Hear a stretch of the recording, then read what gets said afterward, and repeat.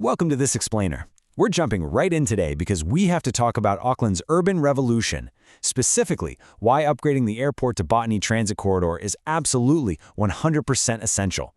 Look, if you've been following the Transform Manukau program, you already know the goal. Turn the sprawling, car-heavy landscape into a super walkable, high-density metropolitan core.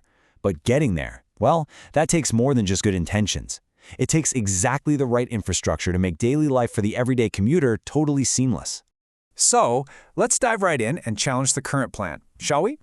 Right now, there's a designated 18-kilometer bus rapid transit, or BRT, corridor on the table to relieve congestion between South and East Auckland. And yeah, it's a start. But if we're genuinely committing to a multi-billion-dollar urban revolution, is a busway really going to cut it? Is that enough to be the catalyst for real change? We have to ask ourselves, are we settling for just moving people a little bit faster? Or do we want to build incredibly vibrant, legally resilient spaces that communities will actually thrive in for generations? Okay, here's how we're breaking this down to find the ultimate solution for South Auckland. 1. The limits of bus transit. 2. The symbiosis of light rail and development. 3. The anatomy of a TOD boulevard. 4. The Ronwood Avenue superblock. And finally, 5. The Davis Avenue Transit Interchange. Let's get to it. Section 1. The limits of bus transit and why we seriously need to question that current BRT plan. There is a massive, stark contrast here when we talk about capacity and permanence.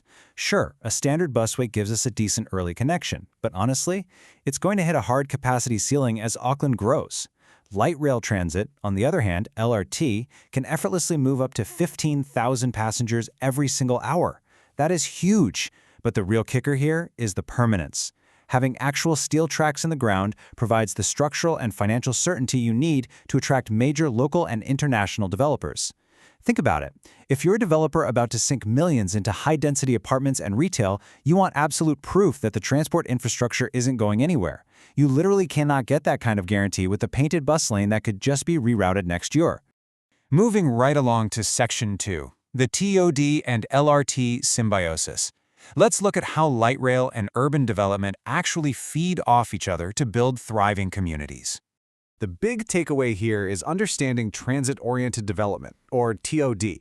Instead of treating a transit hub as just, a place you rush through to get somewhere else, TOD turns the hub into the actual destination. You are literally building the neighborhood right around the movement of people. It makes the station the beating heart of the community. Just imagine stepping off a train and boom, you're already exactly where you want to be. No massive, empty parking lots to trek across. And here is where the magic really happens. It creates this beautiful, self-sustaining loop. The permanent steel in the ground, the light rail, fuels the density because it gives developers the rock-solid confidence to build up. Then all those dense housing and retail corridors supply the massive, continuous foot traffic you need to sustain and fund a mass transit network. It's a perfect synergy. The tracks support the buildings, and the buildings support the tracks. Section 3, the anatomy of a TOD boulevard, focusing on the 32-meter spatial budget. What we have here is the 32-meter TOD Boulevard MK2 spatial layout, and it acts like a precision anatomy.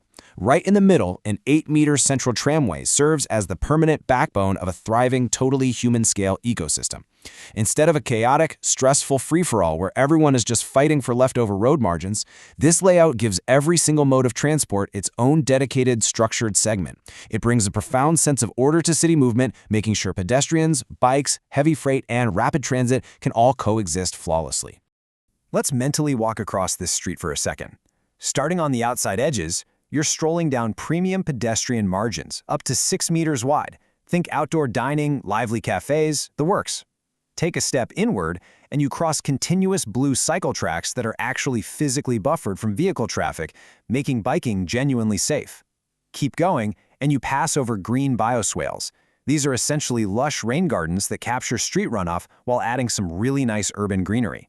And finally, right past the dedicated EV transit lanes, you arrive at that central tramway. It's just safe, highly organized, and honestly, incredibly intuitive. On to Section 4, the Ronwood Avenue superblock. Let's look at a practical application of this. So if we drop this exact layout right into the heart of Transform Manukau on Ronwood Avenue, we instantly solve a massive urban design headache.